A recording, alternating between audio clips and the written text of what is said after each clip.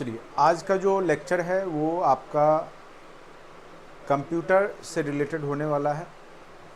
जैसा कि आप लोग को पता है कि बिहार में भारी संख्या में कंप्यूटर टीचर की बहाली होगी, खास करके 6 to 10 के लिए, जिसमें लगभग 26,000 सीट आने वाला है। तो जो लोग बीटेक कर रखे हैं कंप्यूटर साइंस से और साथ साथ उन्होंने STET पास कर लिया है, तो उनके लिए बिहार में टीचर बनने का एक कह सकते हैं सुनहरा अवसर है। और इस अवसर को मुझे लगता है आप लोग को ज़रूर देखना चाहिए। जो लोग खास करके IT सेक्टर में, प्राइवेट सेक्टर में काम करते हैं, अगर आप वहाँ संतुष्ट नहीं हैं तो निश्चित रूप से बिहार में जो अभी फ़िलहाल मौका मिल रहा है, कह सकते हैं कि 2-4 साल में जो भी सीट है वो फुल हो जाएगा, उसके बाद बहुत कम संख्या में सीट आएगी। तो जो भी लोग कंप्यूटर साइंस से बीटेक कर रखे हैं या MCA कर रखे हैं या BCA करके फिर PG कर रखे हैं, वैसे लोगों के लिए यहाँ पे टीचर बनने का एक कह सकते हैं गोल्डन अवसर है। और उसका सिलेबस जो है, जैसा कि आप लोग अगर इससे जुड़े हैं तो जानते भी होंगे, अगर नहीं जानते हैं तो आप जान ले कि यहाँ पे आपके जो क्वेश्चंस होते हैं वो 120 क्वेश्चंस होते हैं। ठीक है, मेन रूप से हिंदी जो होता है 30 मार्क्स के जो हिंदी होते हैं 30 क्वेश्चन के, उसमें केवल क्वालिफाइंग नेचर होता है। बाकी इसमें आपके 40 मार्क्स जनरल एप्टीट्यूड से संबंधित, जिसमें कि हम लोग 8-8 भाग में 5 भाग में बांटते हैं। 8 क्वेश्चन आपके मैथ के रहते हैं जो कि मेरे द्वारा आपको पूरा करवाया जाएगा।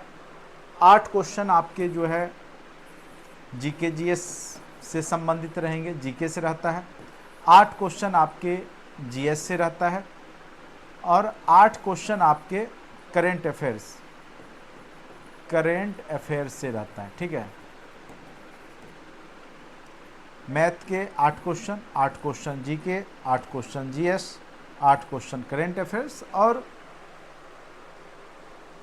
कुछ क्वेश्चन जो है आपके बिहार स्पेसिफिक यहाँ पे पूछे जाते हैं। ठीक है, तो 8 क्वेश्चन जो है आप ले सकते हैं बिहार स्पेसिफिक।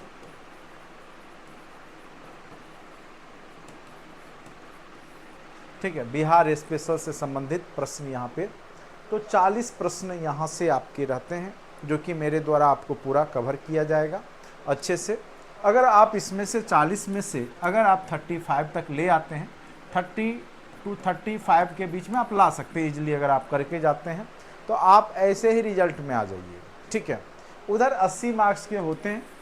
80 क्वेश्चन जो होते हैं अभी तक निगेटिव नहीं है, तो जनरली लोग अगर 40 नंबर उधर से ले आए 50% भी, और इधर 30 नंबर ले आए, 70 नंबर ले आए, अगर क्वेश्चन का लेवल ठीक है तो वो इजीली क्वालिफाई कर जाते हैं। जहाँ तक कि TRE 1 की बात थी तो वहाँ पे बहुत कम मार्क्स पे भी हो गया था, 60 वाले भी पास कर गए थे। लेकिन फिर TRE 2 में कट ऑफ थोड़ा सा हाई गया, चूँकि क्वेश्चन बहुत लो पूछ दिया गया। फिर आपके TRE 3 में कट ऑफ एवरेज औसतन जाने वाला है 70 के अराउंड। ठीक है, 65 से 70 के बीच में इस बार जाएगा। तो कहने का अर्थ है कि अगर आप सही तरीके से अकॉर्डिंग टू सिलेबस कहाँ से क्वेश्चन पूछे जाने की संभावना है, तो आप इजीली इस एग्ज़ाम को क्रैक कर सकते हैं। तो जो लोग कंप्यूटर से संबंधित डिग्री ले रखे हैं तो उनके लिए बिहार में टीचर बनने का एक अच्छा अवसर कह सकते हैं।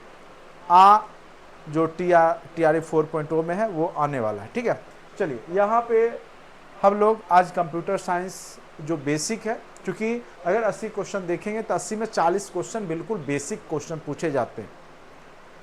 अगर हम बात करें हाई लेवल के क्वेश्चन, जैसे आप बीटेक में ग्रेजुएशन के दौरान या फिर MCA के दौरान पढ़ते हैं, जैसे DBMS हो गया, RDBMS हो गया, ऑपरेटिंग सिस्टम हो गया, डाटा स्ट्रक्चर हो गया, ठीक है, कंप्यूटर नेटवर्किंग हो गया, तो उन सब का जो डीपली क्वेश्चन है जो हाई लेवल का, वो 40 क्वेश्चन ही रहता है और 40 क्वेश्चन आपके बिल्कुल बेसिक रहते हैं। तो सबसे पहले हम लोग बेसिक कॉन्सेप्ट, चूँकि अभी जो आप लोग बनेंगे वो अंडर 10 यानी 6 to 10 के लिए बनेंगे, तो वहाँ आपको ज़्यादा डीपली नहीं ले जाएगा।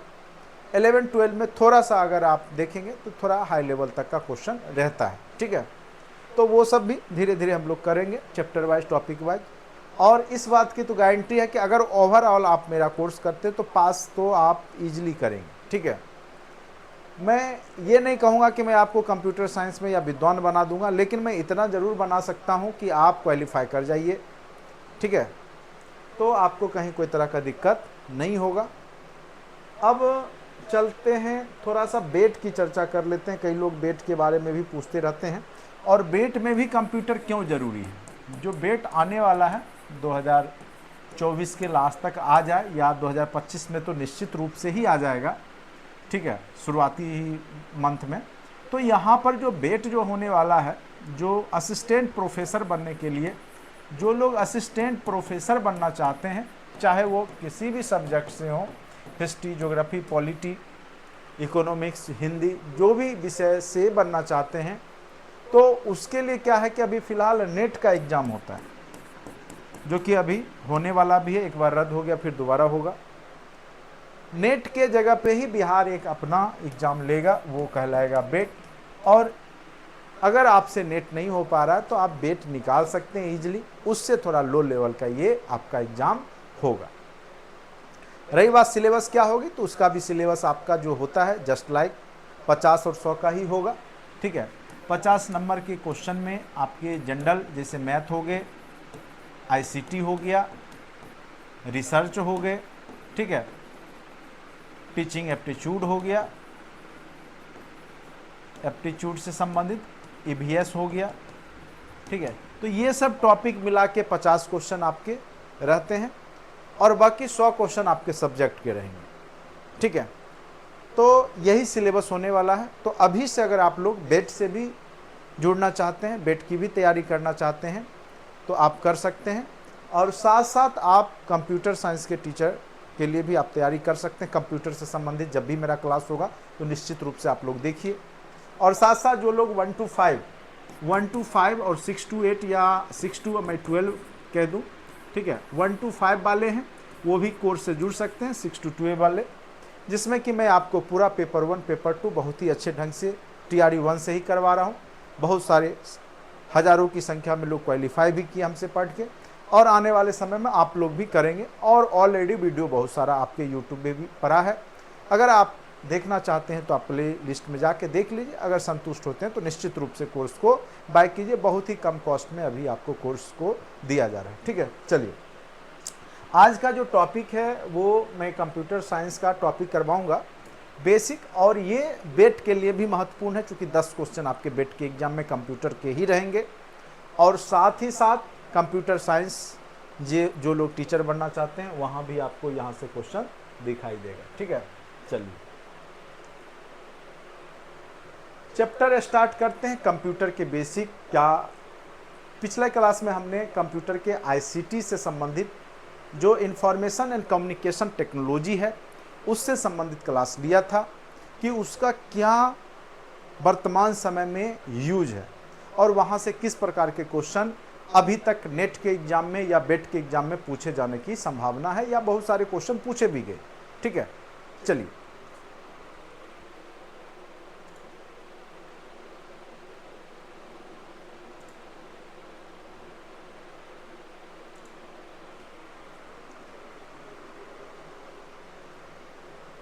सबसे पहले हम लोग जानेंगे कि कंप्यूटर कहते किसको हैं। जैसा कि आप लोग को पता होगा, आपके घर में भी या आसपास आपने कंप्यूटर देखा भी होगा।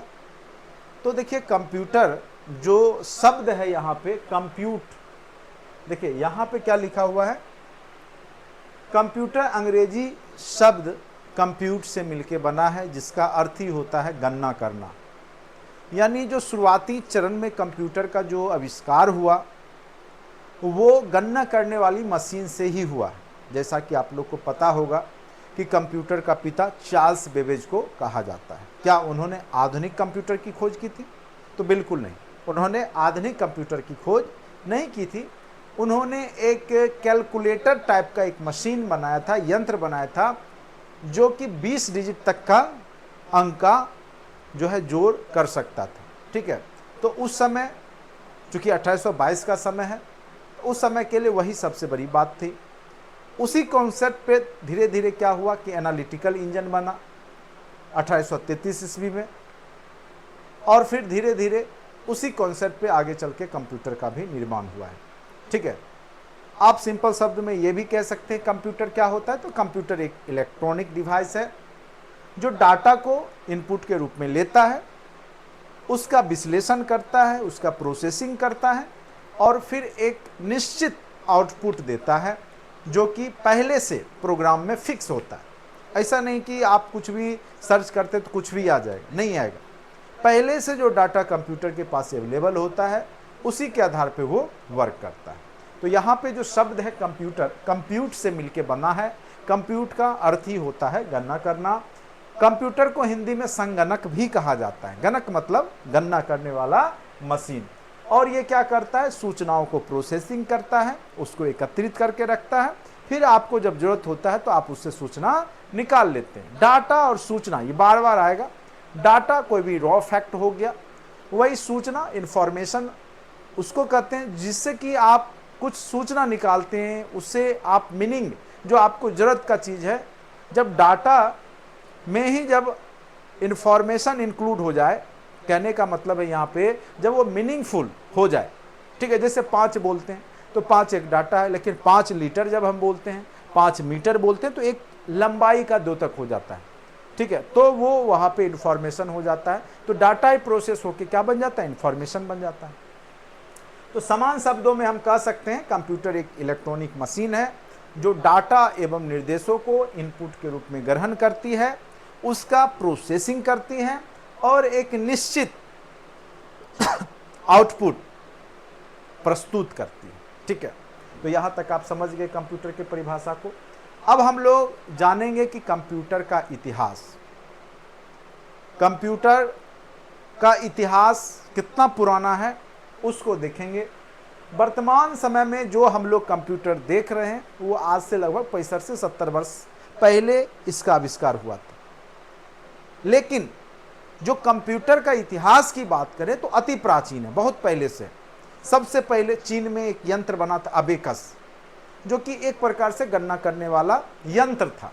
ठीक है, लेकिन यहां पर देखिए उसके बारे में भी चर्चा हुआ है। सभ्यता के प्रारंभ से ही व्यापारियों और सरकारी संस्थाओं को आंकड़े संग्रहण एवं गणनाएं करने के लिए गणना यंत्रों का उपयोग किया करते थे ये लोग। और लगभग आज से 3000 वर्ष पूर्व चीन में एक यंत्र बना जिसको कि अबेकस कहा गया, अबेकस नाम दिया गया। तो कहीं ना कहीं गणना करने वाला जो आविष्कार था अबेकस, उसी कॉन्सेप्ट पे धीरे धीरे विकास होना शुरू हुआ। आधुनिक कंप्यूटर के जन्मदाता जो हैं वो चार्ल्स बेबेज हैं, जिनका कि आप फिगर देख पा रहे होंगे। और इन्हीं के प्रयास से जो है वर्तमान समय का कंप्यूटर कह सकते हैं डेवलप हो पाया।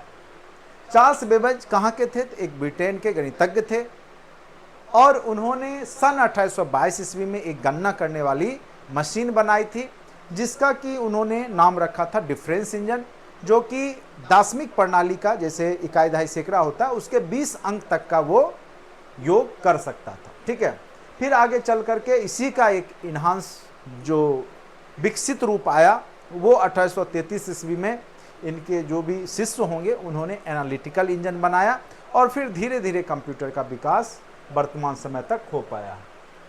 ठीक है, तो इसी कारण से चार्ल्स बेबेज को कंप्यूटर का फादर, पिता या जनक कहा जाता है। ठीक है, अब देखिए कई बार कंप्यूटर जो शब्द है उसका भी फुल फॉर्म, उसका भी जो है C फॉर क्या होता है, इस तरीका से क्वेश्चन पूछा जा सकता है। तो कंप्यूटर में जो COMPUTER है तो उसको भी अलग अलग शब्द बना के तोड़ा गया है।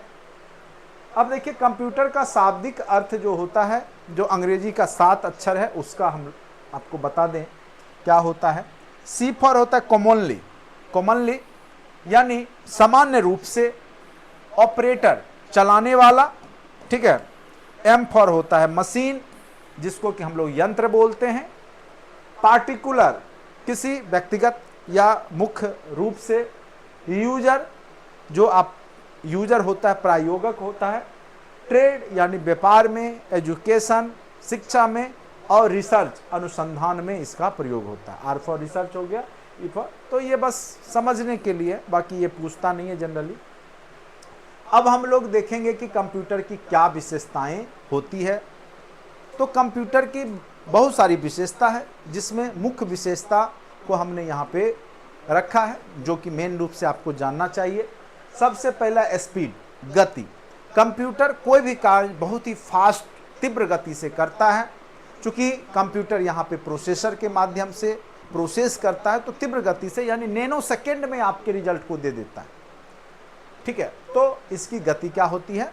फास्ट। नैनो मतलब 10⁻⁻⁹ पर सेकेंड। ठीक है, उसके बाद क्षमता, इसके पास दोष रहित कार्य करने की बहुत बड़ी क्षमता होती है। आप हजारों लाखों काम उससे कर सकते हैं, जिसमें कि आपको किसी भी प्रकार का डिफरेंस नहीं दिखेगा और कभी उसको थकावट नहीं होता है। तो कहने का अर्थ है कि एक जैसा काम वो करते रहता है।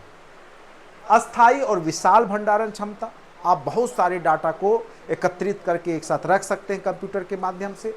इसके पास असीमित, जितना बड़ा हार्ड डिस्क लगा लीजिए उतना डाटा आप इसको स्टोर करके रख सकते हैं।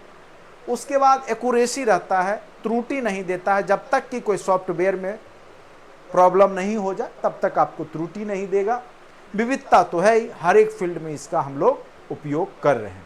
तो कहने का मतलब है ये सब इसकी विशेषताओं के रूप में, कंप्यूटर की विशेषताओं के रूप में है। ठीक है, तो गति, क्षमता, अस्थाई, विशाल भंडारण क्षमता, त्रुटि रहित कार्य, विविधता। अब है कंप्यूटर की सीमाएं क्या हैं। कुछ सीमाएं भी हैं, लिमिटेशंस भी हैं। जैसे कंप्यूटर में वायरस का खतरा होता है। कंप्यूटर, कई बार आप सुनते होंगे कि वायरस लग गया। तो वायरस होता क्या है? तो वायरस भी एक प्रकार का कंप्यूटर का प्रोग्राम ही होता है। ये वाला जीवाणु वाला वायरस नहीं है, विषाणु वाला वायरस नहीं है। ये वायरस क्या है कि एक प्रोग्राम है। जैसे अगर वो प्रोग्राम आपके कंप्यूटर तक पहुंच गया, वो किसी माध्यम से आ सकता है, ऑनलाइन माध्यम से आ सकता है, ऑफलाइन माध्यम से आ सकता है। ऑफलाइन जैसे पेन ड्राइव आप लगाए किसी लैपटॉप में, उसमें वायरस है तो उससे आपके पेन ड्राइव में आएगा, फिर आप अपने सिस्टम में लगाए या अपने लैपटॉप में लगाए तो वहाँ वो पहुँच जाता है। और जब वो पहुँचता है, वायरस जो प्रोग्राम है वो अपनी संख्या बढ़ाना शुरू करता है, जिससे वो मेमोरी कंज्यूम करने लगता है और फिर आपका जो सही डाटा जो मेमोरी में सेव है उसको वो क्या करता है? विस्थापित करने लगता है, जिससे कि आपका जो मेन है काम करने वाला डाटा वो आपका प्रभावित होता है और हैंग करने लगता है सिस्टम, और आप क्या कहते हैं? ये वायरस हो गया। तो इसके लिए भी एंटीवायरस बना हुआ है, तो वायरस का खतरा लगा रहता है इसमें। उसके बाद है बुद्धिहीन है। कंप्यूटर के पास अपना ब्रेन नहीं होता है। कंप्यूटर में आप जो डाटा फीड करते हैं, जो प्रोग्राम फीड करते हैं, जो सॉफ्टवेयर आप डालेंगे जिस तरीका का, वो उसी हिसाब से रिजल्ट देता है। ठीक है, तो इसके पास अपनी बुद्धि नहीं होती है, वो आपके प्रोग्राम पे ही कार्य करता है। उसके बाद विद्युत पर निर्भरता, ये भी लिमिटेशंस है। बिना इलेक्ट्रिसिटी, बिना बैटरी, बिना एनर्जी आप इसको चला ही नहीं सकते। उसके बाद खर्चीला, खर्चीला तो है ही। अभी नए नए लैपटॉप, एक सामान्य लैपटॉप अगर आप खरीदते हैं तो कम से कम 40,000 का तो हो ही जाता है। तो अपने आप में एक मोटा रकम हुआ, गरीब लोग के पहुंच से बाहर होगा, तो ये खर्चीला भी है। तो इस प्रकार से आप कह सकते हैं कि कंप्यूटर के ये सब लिमिटेशंस हैं। अब हम लोग जानने का प्रयास करेंगे कि कंप्यूटर की जो अभी वर्तमान में जो पीढ़ी है वो कैमी पीढ़ी है, और शुरुआती दौर से आज तक कितनी पीढ़ियां आई कंप्यूटर के क्षेत्र में, और कंप्यूटर में प्रथम पीढ़ी में क्या चीज़ का प्रयोग हो रहा था, किस टेक्नोलॉजी का प्रयोग हो रहा था, अभी कौन सा टेक्नोलॉजी का प्रयोग हो रहा है। यहाँ से निश्चित रूप से आपके एग्जाम में क्वेश्चन पूछे गए हैं, टीआरई के एग्जाम में, बीपीएससी के एग्जाम में, और फिर आपके बेट के भी एग्जाम में पूछे जाएंगे। नेट में भी इस तरह के प्रश्न पूछे जा रहे हैं। प्रथम पीढ़ी का जो कंप्यूटर है वो 1940 से 1956 के बीच का है। इसमें जो तकनीक का प्रयोग हुआ था वो निर्वात पंप यानी वैक्यूम ट्यूब का प्रयोग किया गया था, और ये बहुत बड़ा आकार का हुआ करता था। 2-3 कमरे का एक कंप्यूटर जो बना था शुरुआती चरण में, क्योंकि एक एक बड़ा बड़ा जो है, कह सकते हैं बॉक्स के इतना बड़ा बड़ा जो है वो वैक्यूम ट्यूब ही हुआ करता था। तो ये बहुत बड़ा आकार ले लिया था, बहुत ज़्यादा खर्चीला था, और इसका प्रयोग आम जनता तक नहीं पहुंचा। चूँकि ये शुरुआती चरण का है तो वैज्ञानिक अनुप्रयोग में ही रह गया ये। ठीक है, तो प्रथम पीढ़ी 1940 से 1956 के दरमियान आया, जो कि वैक्यूम ट्यूब पे वो चल रहा था। ठीक है, उसके बाद द्वितीय पीढ़ी द्वितीय पीढ़ी 1956 से 1964 का आया, जिसमें कि ट्रांजिस्टर का प्रयोग किया गया, अपेक्षाकृत उससे छोटा हुआ, तीव्र गति में हुआ, खर्चीला, वैज्ञानिक एवं धीरे धीरे व्यावसायिक उपयोग में भी होने लगा। फिर तृतीय पीढ़ी आई 1964 से 71, जहां पर कि आईसी चिप जो है इंटीग्रेटेड चिप का प्रयोग होने लगा, माइक्रो प्रोसेसर का प्रयोग होने लगा, तीव्र हो गया, छोटा था, विश्वसनीयता था और उपयोग करना आसान हो गया। फिर हो गया चतुर्थ पीढ़ी आया 1971 से 1983, यहाँ पे VLSI, ठीक है, very large scale integrated circuit, ultra large scale integrated circuit technology आया, और चूंकि ये सस्ता था, उच्च क्षमता युक्त बना, उपयोग में आसान हुआ, व्यावसायिक उत्पादन और व्यक्तिगत उपयोग में आने लगा। यानी चौथी पीढ़ी से जनरली लोग अपने घर में कंप्यूटर को लगाने लगे। लेकिन इंडिया में तो 1990 के बाद ही ये सब आया, अमेरिका वगैरह जो विकसित देश थे वहां पे ये सब प्रयोग में आने लगा था।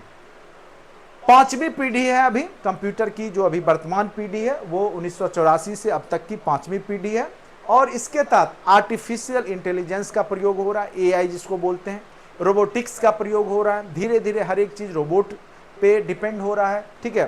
क्योंकि आप देखेंगे अब कार भी ऐसा आएगा जो रोबोट चलाएगा, बहुत सारे मशीन को रोबोट क्या है, एक प्रकार से आप कह सकते हैं हार्डवेयर जो आप बनाते हैं। तो यहाँ पे एनालॉग और डिजिटल दोनों टेक्नोलॉजी का प्रयोग इसमें होता है रोबोटिक्स में।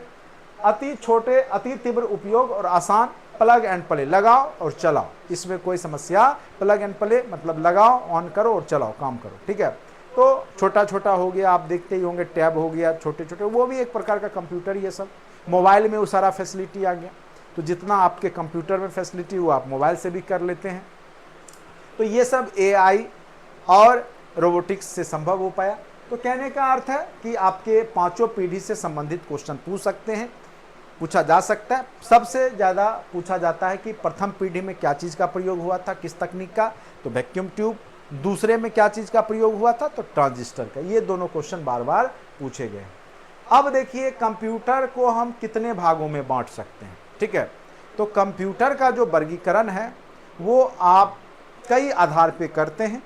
जैसे पहला है कि कार्य पद्धति, काम करने की पद्धति के आधार पर। दूसरा है आपके आकार और कार्य करने के आधार पर, ठीक है।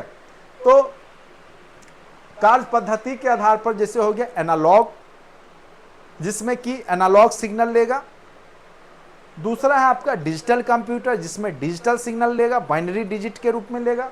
तीसरा एनालॉग और डिजिटल दोनों लेता है, जिसको कि हाइब्रिड बोलते हैं, जैसे कि रोबोटिक्स, ठीक है।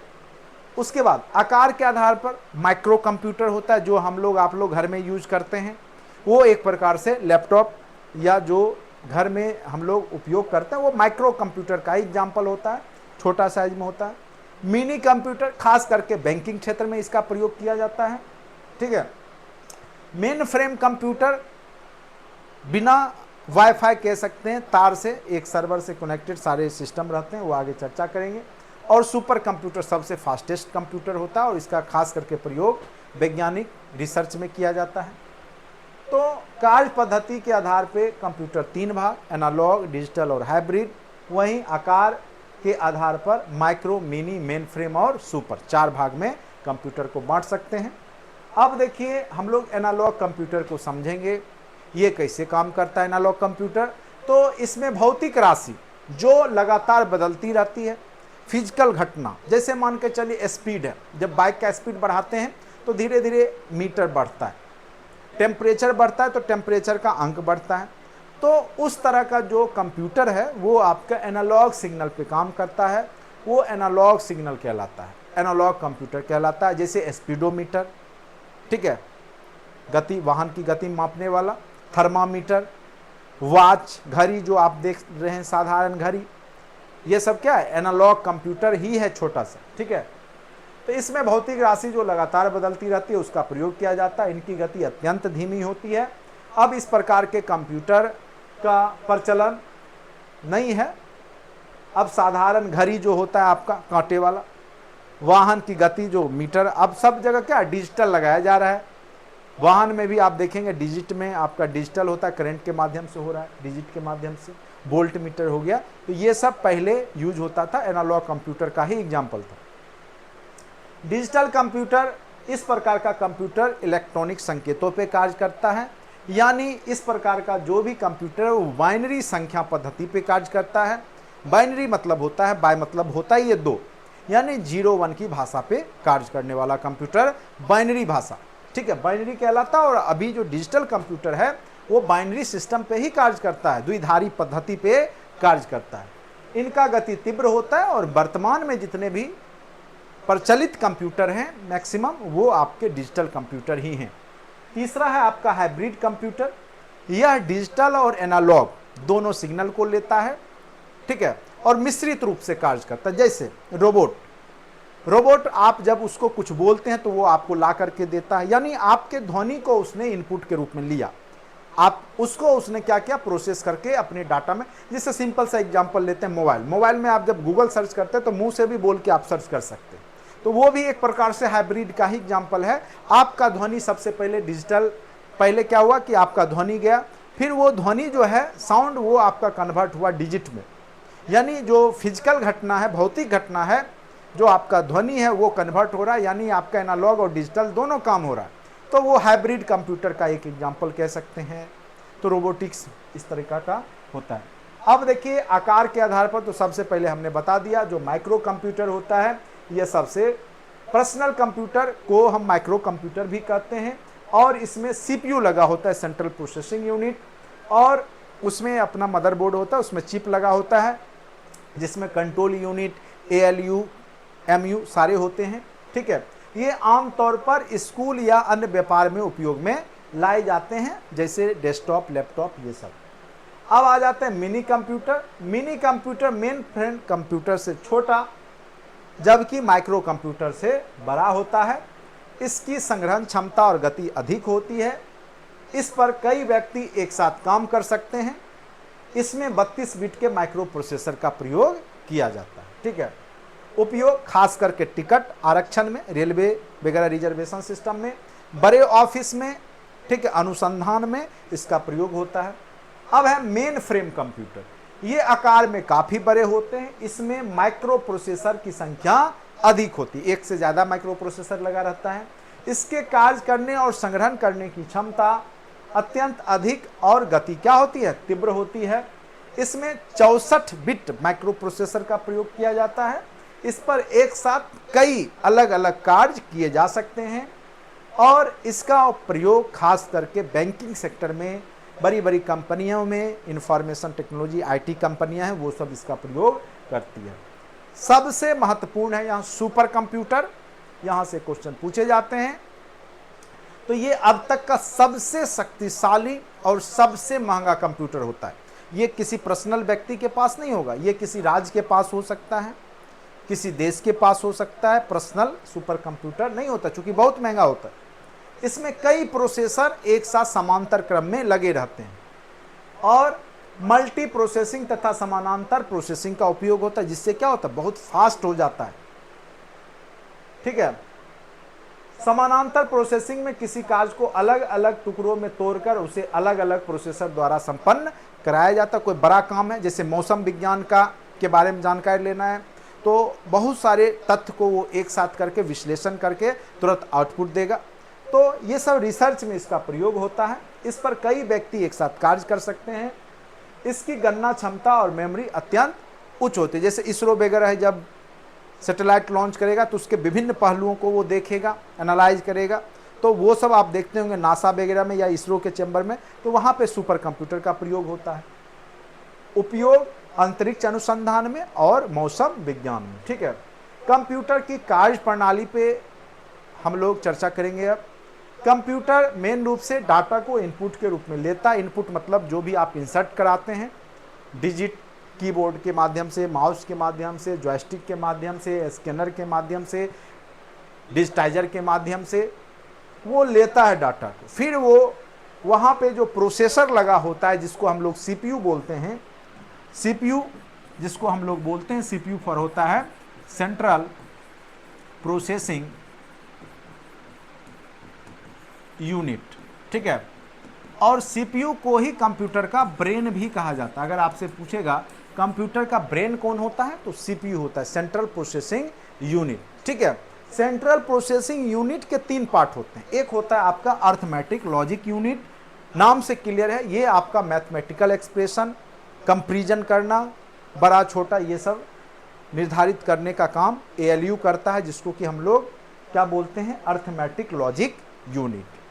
दूसरा पार्ट है कंट्रोल यूनिट, ये सारा कंट्रोलिंग का काम करेगा। आप डाटा जब डालते हैं कंप्यूटर में, तो कंट्रोल यूनिट वो डाटा, सबसे पहले जब आप डाटा डालते हैं तो वो मेमोरी यूनिट में जाता है, मेमोरी यूनिट से कंट्रोल यूनिट डाटा लेता है, उसको प्रोसेसिंग के लिए एएलयू को देगा, फिर एएलयू क्या करेगा, कंट्रोल को देगा, कंट्रोल मेमोरी में देगा, और मेमोरी आपको क्या करेगा, मॉनिटर पे आउटपुट करा देता है, ठीक है। तो ये एक प्रकार से प्रोसेसिंग होता है कंप्यूटर में, और फिर एक निश्चित आउटपुट को ये देता है। तो इसी तरीका से ये कंप्यूटर कार्य करता है, ठीक है।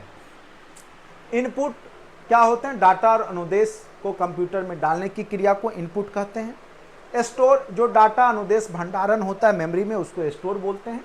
प्रोसेसिंग, डाटा और अनुदेश जो होते हैं इंस्ट्रक्शंस, और साथ साथ उसके अंक गणितीय जो लॉजिकल ऑपरेशन से हैं, वो सब करके उसको सूचना में बदलता है, वो प्रोसेसिंग कहलाता है। आउटपुट, आवश्यक सूचना को जो प्रस्तुत करता है कंप्यूटर, वो आउटपुट के रूप में जाना जाता है। कंट्रोल, विभिन्न प्रक्रियाओं में प्रयुक्त उपकरण और सूचनाओं के बीच तालमेल जो स्थापित करता है, वो कंट्रोल यूनिट कहलाता है, ठीक है। तो इस प्रकार से कंप्यूटर के प्रमुख संरचना को आपने देखा। कंप्यूटर को हम लोग 2 भाग में बांटते हैं, एक पार्ट हो गया हार्डवेयर, दूसरा हो गया software. Input, output, CPU, memory unit, ये सब हार्डवेयर के पार्ट हैं। वहीं सॉफ्टवेयर में आपका एप्लीकेशन सॉफ्टवेयर हो गया, सिस्टम सॉफ्टवेयर हो गया, यूटिलिटी सॉफ्टवेयर हो गया। आगे ये सब की चर्चा हम लोग करेंगे। अब हम लोग कुछ ऑब्जेक्टिव सेशन कर लेते हैं, क्योंकि ये छोटा सा ही टॉपिक था, लेकिन अत्यंत महत्वपूर्ण टॉपिक था।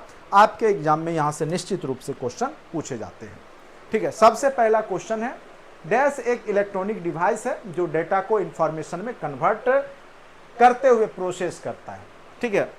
तो सिंपल सी बात है, हमने बताया आपको, कंप्यूटर एक इलेक्ट्रॉनिक डिवाइस है जो डाटा को इनपुट के रूप में लेता है, उसका प्रोसेसिंग करता है और फिर एक निश्चित आउटपुट देता है। तो आंसर क्या हो जाएगा आपका, कंप्यूटर, ठीक है। फिर नेक्स्ट क्वेश्चन पे आते हैं। कंप्यूटर प्रोसेस द्वारा डैश इंफॉर्मेशन में परिवर्तित किए जाते हैं। तो आपको हमने बताया कंप्यूटर जो है प्रोसेसिंग करता है, किसको प्रोसेसिंग करता है, तो वो डाटा को, वो किसको प्रोसेसिंग करता है, तो डाटा को।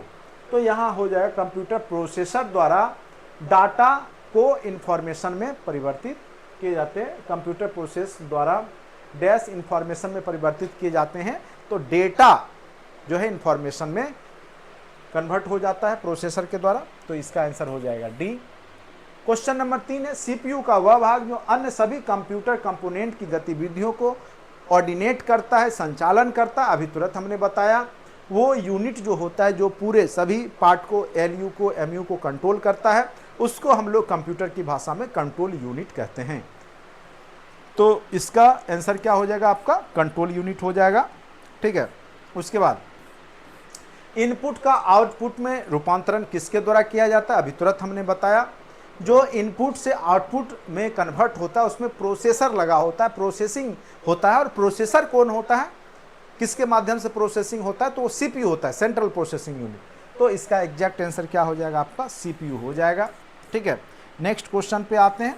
कंप्यूटर में डेटा किसे कहा जाता है, तो जो भी आप उसमें संख्या डालते हैं, सिंबल डालते हैं, सब वो डेटा ही होता है। तो जो आप चिन्ह और सिंबल और जो numeric digit, alphabets, alpha numeric जो भी डालते हैं वो क्या होता है, डाटा होता है। तो ये दोनों हो गया, तो ऑप्शन नंबर डी। अब नेक्स्ट है कंप्यूटर का दिमाग।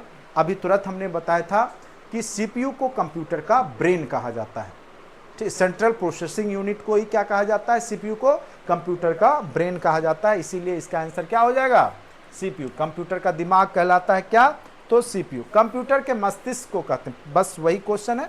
सीपीयू जो होता है कंप्यूटर का मस्तिष्क होता है। किसी व्यवस्था में, किसी व्यवस्था के कंप्यूटरीकरण में क्या चीज़ की आवश्यकता होती है, इस तरह का क्वेश्चन है।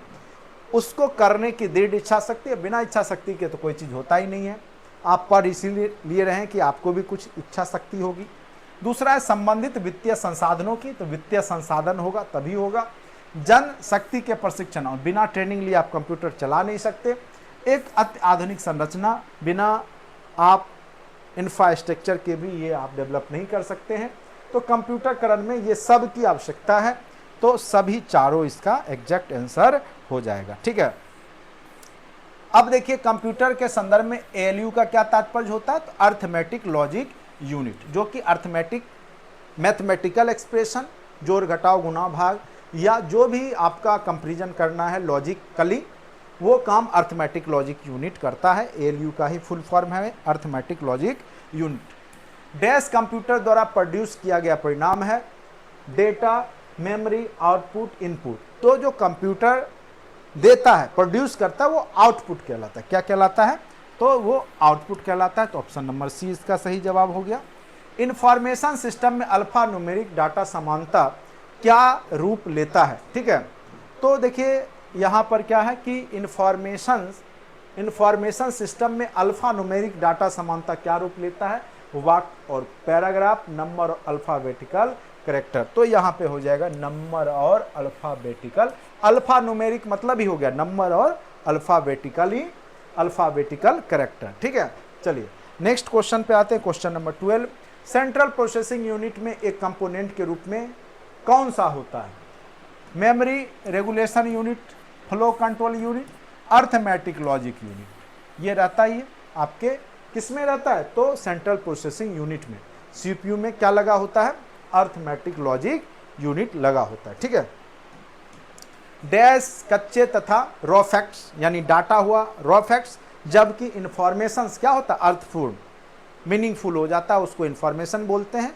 जबकि डाटा क्या और रॉ फैक्ट, तो डाटा और सूचना हो जाएगा। इसका आंसर भी क्या हो जाएगा, डाटा, और इसमें डाटा हो जाएगा और इसमें क्या हो जाएगा, सूचना हो जाएगा। ठीक है, तो इस प्रकार से हमने जो 13 क्वेश्चन ऑब्जेक्टिव किए जो कि इस चैप्टर से संबंधित है। उम्मीद करते हैं कि आपको मेरा पढ़ाना अच्छा लगा होगा। और अगर आप लोग कोर्स से जुड़ना चाहते हैं, कंप्यूटर शिक्षक बनना चाहते हैं, या फिर आप बेट की तैयारी करना चाहते हैं, तो निश्चित रूप से कोर्स से जुड़े। नीचे डिस्क्रिप्शन बॉक्स में आपको लिंक भी मिल जाएगा ऐप का। कंपटीशन हब ऐप को आपको डाउनलोड करना है और बहुत ही कम कॉस्ट में आपको पूरा सिलेबस करवाया जा रहा है, मात्र 599 में। निश्चित रूप से जुड़िए और आपको बहुत ज़्यादा फ़ायदा आपको इस क्लास से, इस ऐप के माध्यम से आपको होने वाला है। ठीक है, तो आज के लिए इतना ही। अच्छा लगता है तो दोस्तों के बीच में शेयर करें, लाइक ज़रूर करें, सब्सक्राइब ज़रूर कर लें चैनल को। आज के लिए इतना ही, धन्यवाद।